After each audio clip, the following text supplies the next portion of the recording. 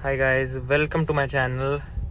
और मुझे काफ़ी दिनों से फैज़ शेख भाई की रिक्वेस्ट आ रही थी कि फोर्ड एंडेवर के ड्राइव मोड्स और गियर शिफ्ट पे एक वीडियो चाहिए।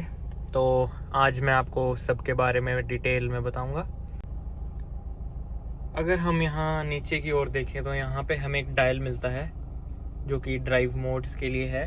अगर हम इसे पास से देखें तो सबसे पहला जो मोड है वो है नॉर्मल मोड। इस डायल को अगर हम घुमा देते हैं तो यहाँ पे जो दूसरा मोड है वो एक्टिवेट हो जाता है, स्नो मड ग्रास मोड। तीसरा यहाँ हमें देखने को मिलता है सैंड मोड, कार को रेत में चलाने के लिए।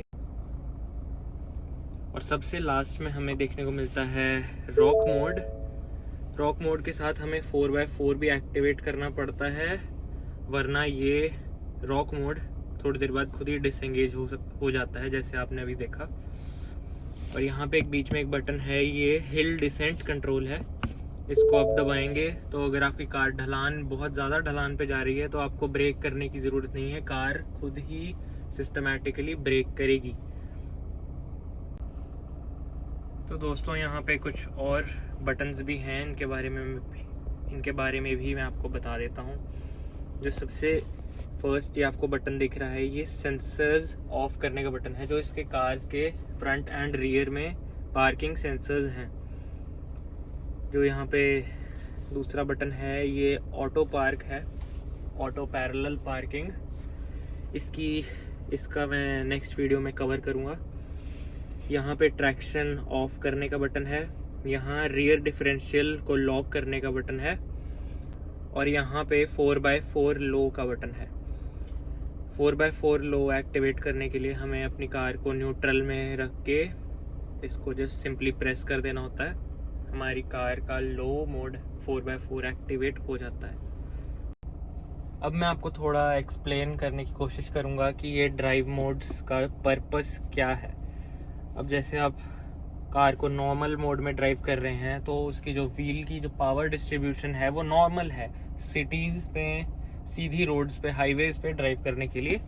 अगर हम इसको कर देंगे स्नो मड ग्रास मोड पे तो आप जानते ही हैं कि मड जो होती है और घास जो होती है या फिर स्नो जो होती है उसमें व्हील स्पिन बहुत ज़्यादा करता है। तो ये उस व्हील स्पिन को कंट्रोल करने के लिए पावर को प्रॉपरली डिस्ट्रीब्यूट करती है। और अगर हम यहाँ सैंड मोड एक्टिवेट करें, फॉर एग्जांपल हमारी कार कहीं हमने सैंड में ड्राइव करनी है, जिसके लिए हमारी कार का टायर कभी कभी रेत में फंस जाएगा, धंस जाएगा, तो वो नॉर्मल मोड में वहाँ पे ड्राइव नहीं कर सकती।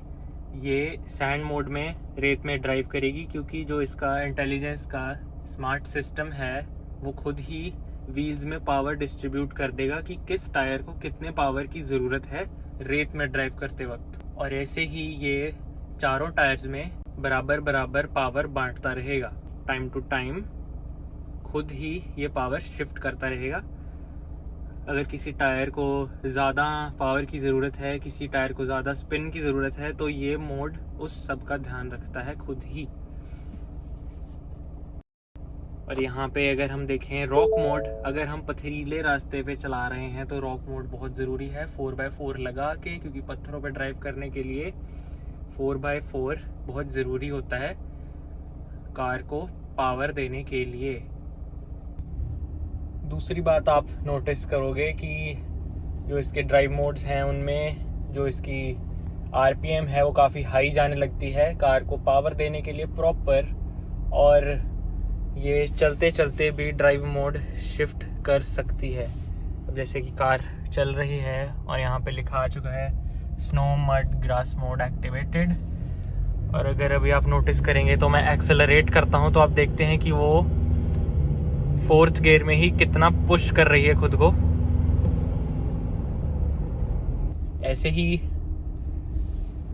ये सैंड मोड में भी चला जाता है।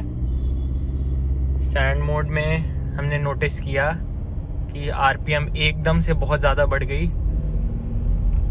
और गियर लिमिट हो चुका है, काफ़ी लो गियर रेशियो हो गया है इसका। 4th गियर पे ये 60 की स्पीड पे जा रही है। ये है इसका सैंड मोड। और दोस्तों 4x4 लो एक्टिवेट करने के लिए हमें कार रोकनी पड़ती है। कार रोक के हम इसको पहले नॉर्मल मोड में कर लेंगे। कार हमने रोक ली, कार हम करेंगे न्यूट्रल में। उसके बाद हम यहाँ 4x4 प्रेस करते हैं। यहाँ पे आता है 4x4 low shift and progress. तो आप यहाँ देखते हैं कि 4L का एक आइकन आ जाता है और जो हमारी कार की ट्रैक्शन है, ट्रैक्शन ऑफ हो जाती है।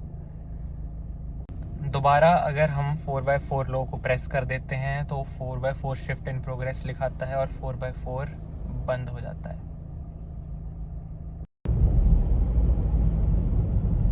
तो दोस्तों, जैसे हमने बात करी थी पावर डिस्ट्रीब्यूशन की, जब हम ड्राइव मोड्स चेंज करते हैं तो वो पावर डिस्ट्रीब्यूशन हम देखने के लिए यहाँ से मोड चेंज कर सकते हैं इन बटन से।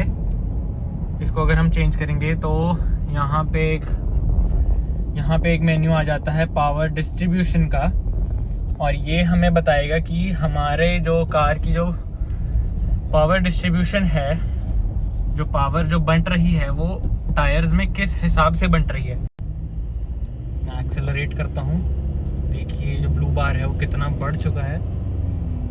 और अगर मैं कार को डीएक्सेलरेट करता हूँ या ब्रेक करता हूँ तो वो बार्स जो हैं गायब हो जाते हैं।